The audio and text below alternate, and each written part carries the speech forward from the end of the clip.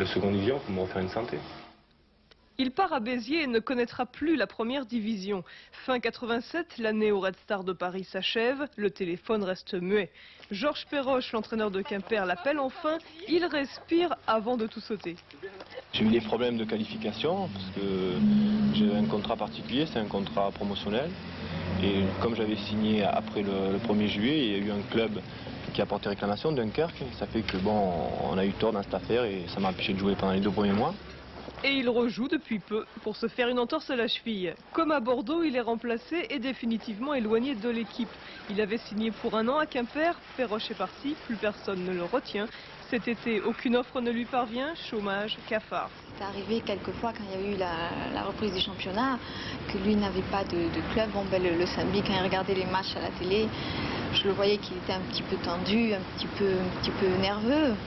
Mais après, bon, ça passait, quoi. Il était pris par le match et ça se passait bien, quoi. Il passait à autre chose. Je me suis donné un laps de temps, je me suis donné jusqu'à décembre pour voir s'il y avait un club encore qui m'appellerait. Bon, je me prépare, je reste prêt à jouer, mais c'est pas un crève-cœur parce que je me dis que bon, ce que j'ai fait, je le regrette pas, c'est bien. J'ai vécu 9 ans de ce métier, c'était voilà. Quand je commençais à jouer, je savais pas que j'allais jouer pendant 9 ans. Et même s'il m'était arrivé des problèmes par la suite, eh ben, j'ai apprécié ce que j'ai fait et j'ai pris beaucoup de plaisir à jouer dans les clubs où je suis passé. Réconfort dans sa triste expérience, le soutien moral de l'ex-pro Jackie Castellan, conscient de la situation. Le choix aujourd'hui qui est à faire, c'est le choix de tous ces gens qui ont passé 10 ou 15 ans dans le milieu et en sortir, non seulement en sortir physiquement, mais en sortir surtout avec leur tête. Richard garde l'amour du ballon, un peu d'espoir et les pieds bien sur terre. Bien, maintenant, place au championnat, stade de Grimont-Pré-Joris, Lille-Nice, les deux anciens Messins, Zappia et Rohr, qui discutent. Alors à Lille, toi, ça va? Oui, oui, c'est pas de problème, on va remonter. Et puis, toi, à Nice, oh ben on joue super bien, mais au stade du Ré, puis à l'extérieur, on a quand même un petit problème. Il y en a marre, il y en a marre, il y en a marre. Marianne Macot, c'est vrai, quoi. Il y en a marre, il y en a marre.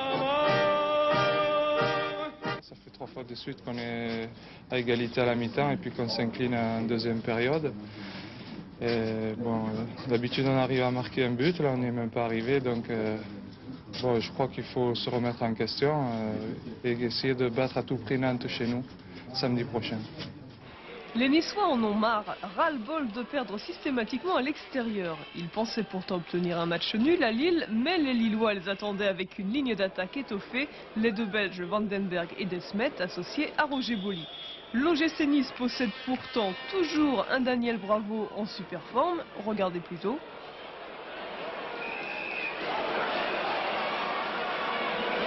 Et malgré ça, eh bien, Lille commencera par balloter les sudistes. Coup franc de Galtier, reprise de volée d'Erwin Vandenberg et Oleksiak sauve sur sa ligne. Desmet cherche une faille dans la défense, privé de Bonnevet, c'est pour Da Silva. Ça rebondit, Desmet à nouveau, réception de Roger Boly. Et Pifto détourne en corner. Centre de Desmet, reprise de volée de Galtier au-dessus. On attend une demi-heure pour voir enfin une action niçoise offensive. Monsieur Hirtz considère que Ricord a été déséquilibré. Coup franc. Daniel Bravo le tire comme au match précédent contre Auxerre dans la lucarne gauche. Mais Lama a dû regarder Téléfoot. Inauguration des cartons jaunes pour Angloma. Une faute sur Ricord. Angloma va alors se motiver un petit peu plus. Surpasse de Fernando Zappia. Il tire dans les bras de Piveteau. 0-0 à la mi-temps, maintenant les buts ne sauraient tarder. Desmet prend dès la reprise un carton pour avoir un peu poussé Rohr. Ici Bernard Lama dégage au point hors de sa surface. Le sévère Monsieur Hirtz lui attribue aussitôt un carton. Bronca des joueurs et du public. Coup franc pour Bravo, toujours au même endroit. Tant pis pour Nice, Angloma accélère peu après pour servir Vandenberg et but 1-0. Juste derrière, les Niçois vont continuer. Périlleux va oser une montée. Et son tir passe de peu à côté. Nice, par El Adaoui, entreprend une attaque, mais Ricord va se mordre les doigts d'avoir écrasé son tir. Dans le dernier quart d'heure, les Lillois poussent. Boly pour Desmet. Piveteau encore au sauvetage. Guyon trouve alors Vandenberg. Et 2-2. Nice ne l'a pas surpris. Ils sont quatrième, mais c'est pas une grande équipe, ils jouent bien le ballon, mais pas une grande équipe. Et maintenant, 3 matchs, quand Laval, Sochaux-Montpellier, Auxerre, Strasbourg. Et vous allez voir vraiment qu'en championnat, maintenant, ça se joue au couteau. Et plus que jamais, en football, eh bien, on se bat, dans le bon sens du terme. Enfin, à l'école de la poésie, on n'apprend pas.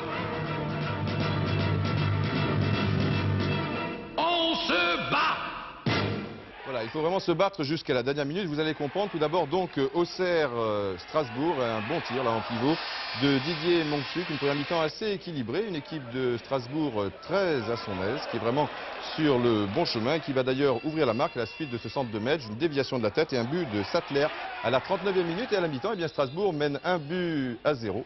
Remarquez, il s'en avait fallu de rien qu'Auxerre égalise sur cette tentative de lob de Matizik. Mais effectivement, Lyon Républicaine, le journal du coin, avait raison. Les Auxerrois devraient se méfier de Strasbourg et le journal du club, allez les Bleus, bien même chose, méfiance. Il y a un changement en cours de deuxième mi-temps, c'est Ferrer qui entre en jeu.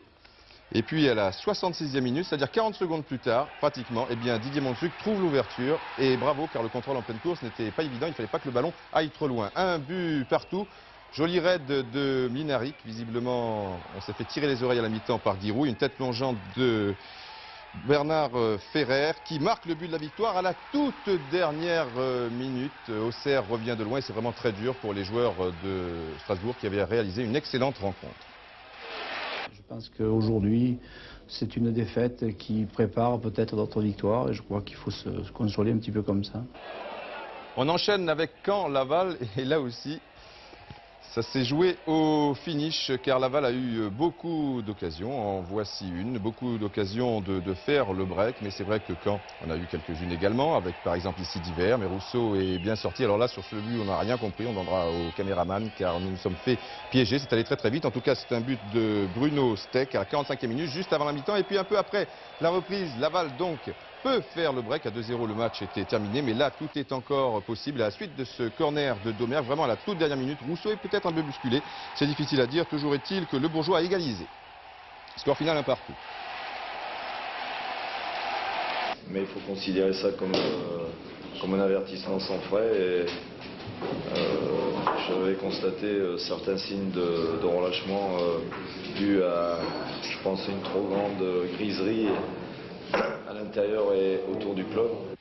Et oui, c'est vrai que Caen connaissait un très très bon passage. Sochaux-Montpellier maintenant, avec un bel enchaînement et un but de Stéphane Paille à la 50e minute. Là aussi, il a fallu attendre la deuxième mi-temps. Une mini-occasion pour Valderrama qui est contré au tout dernier moment. Et puis à la 75e minute, une belle action collective et grâce à Morin, Sochaux se met définitivement à l'abri.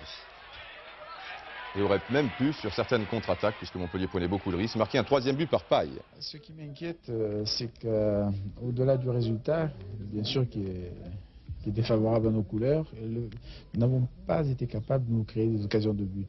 Lors de nos précédentes contre-performances, malgré tout, il y a toujours eu dans le match 3 ou 4 occasions. Et là, c'est vrai, on ne peut pas vraiment parler d'occasion. Voilà, c'est la mi-temps de ce téléfoot, comme le temps passe. Mais si ça passe vite, c'est que tout va bien, c'est que c'est peut-être un bon petit match. Nous aimerions tirer un petit coup de chapeau à Afrique Football, qui est sorti il y a quelques jours, qui va bientôt souffler sa première bougie et qui a réalisé une interview vraiment très intéressante sur Ruud Gullit, et puis un petit peu tout sur le football africain, et puis sur les footballs d'autres continents. D'ailleurs, donc un coup de chapeau à Heidi Hamel et toute sa bande, et bonne chance pour la deuxième année. Et maintenant, c'est l'heure de la publicité. On se retrouve dans un instant pour la deuxième partie, avec bien entendu le championnat, deuxième division, etc. etc. Tout de suite. Catavana, l'ouragan de l'outillage. Catavana, plus de 300 outils sur catalogue.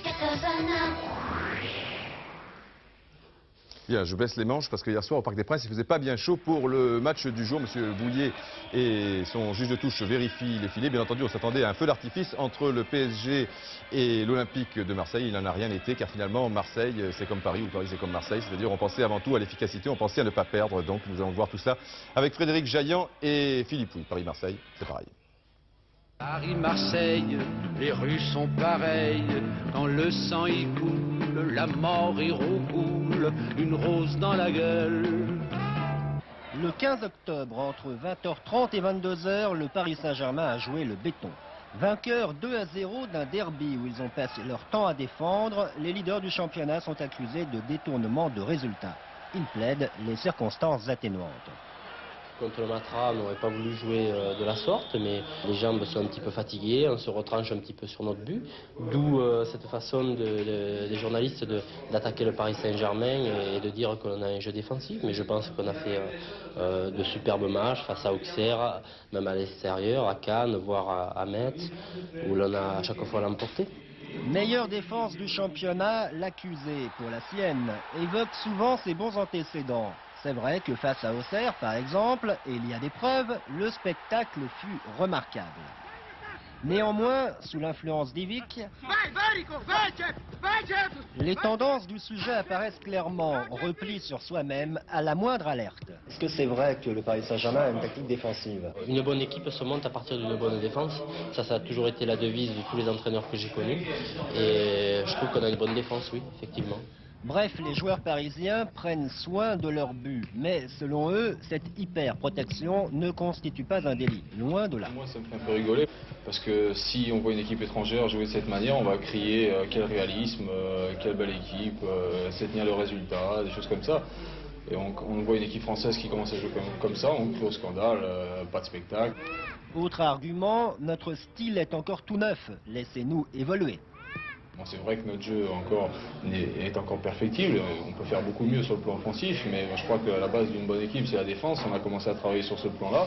Je crois qu'il faut nous laisser travailler. On verra les résultats. Les résultats pour l'instant sont très bons pour nous. Et je crois qu'avavec la manière qu'il y aura dans quelques semaines, je crois que ce sera parfait. Sur le terrain, ils assurent. Dans la vie, ils assument. Pousse en arrière, tranquille. Allez. Moi qui suis défenseur, moi je prends beaucoup de plaisir à jouer comme ça. C'est vrai que peut-être un attaquant aura un petit peu moins de plaisir, je sais pas, faudrait poser des questions. Ben oui, je prends du plaisir. Bon, c'est évident que personnellement j'en prends plus qu'auparavant. Alors coupable ou non coupable?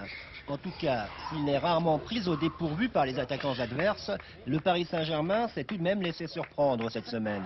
L'auteur du but, la tombée de la nuit. Peut-être un bon signe pour l'OM. Premier contre troisième, Paris contre Marseille, l'affiche est plutôt alléchante. Début de match prometteur, troisième minute. L'OM justifie sa réputation d'équipe offensive. Ce bon travail de Vercruis profite à Alofs.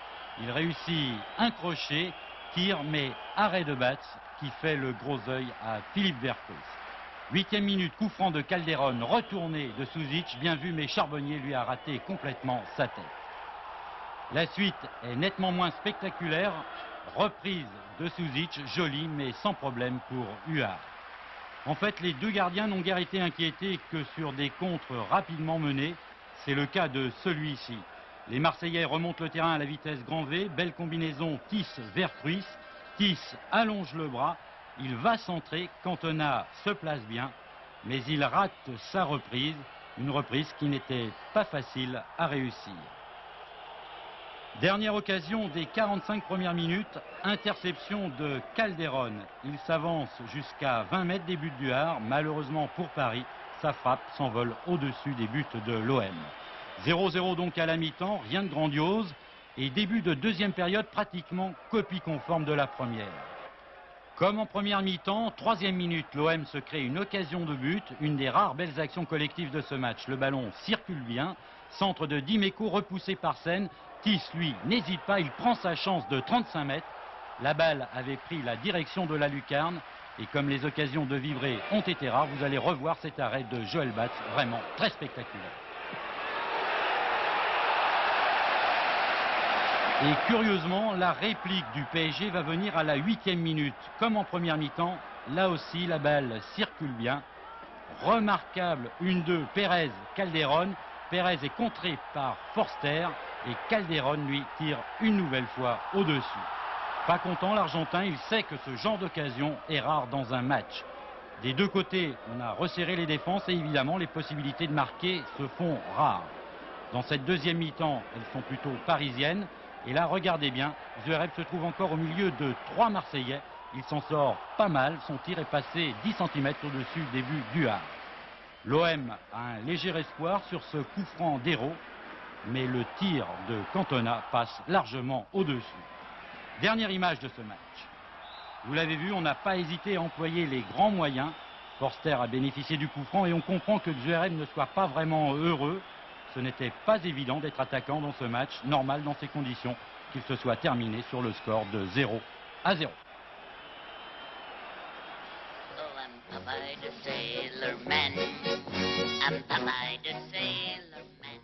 0-0, c'est évident, personne n'a fait la différence. Symbole de ce match, le duel qui opposait Suzic à Germain. Là aussi, on peut considérer qu'il y a eu match nul.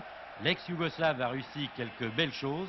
Et s'il n'a pas fait la différence hier soir, c'est en partie à l'ex-Toulonnais que l'OM le doit. En plus, il a fait un match correct, même si là, M. Bouillet lui a donné un carton tout à fait justifié. Dans cette partie, le Paris Saint-Germain fut fidèle à sa méthode, hélas, avant tout défensive. On comprend tout dès ce premier corner pour l'OM. 1 minute et 20 secondes de jeu seulement. Pourtant, les 11 Parisiens étaient dans leurs 18 mètres. Comme de son côté, Marseille était avant tout venu pour ne pas perdre, on s'est ennuyé ferme hier soir et la déception est d'autant plus grande qu'on attendait beaucoup de ce sommet. Dans une période délicate pour le football français, on aurait pourtant aimé que l'affiche tienne ses promesses. Il n'en fut désespérément rien. Une semaine après France-Chypre, encore un match très inquiétant. Alors le public a sifflé à la fin du match. Vous le comprenez ou vous pensez qu'il est dans l'erreur? Non, il n'est pas dans l'erreur, un public qui siffle. Généralement, quand il y a une personne qui siffle, on peut se poser des questions. Quand il y a beaucoup de personnes qui sifflent, non, ils ne sont pas dans l'erreur, à mon avis. Bon, mais c'est normal. Enfin, je crois que pour faire un bon match, il faut être deux. Nous, on a essayé. Je crois que Marseille a obtenu ce qu'ils ont voulu, c'est-à-dire un point. Je pense que c'était pas à nous d'attaquer ce soir, c'était à nous de jouer en contre. Bon, on les a attendus, on a joué un petit peu derrière, ou même peut-être on a joué beaucoup trop à la vitesse des supporters. Bon, mais c'est ça le football. Bon, nous, on venait ici pour prendre d'abord un point et on l'a fait. Je crois qu'on est satisfait.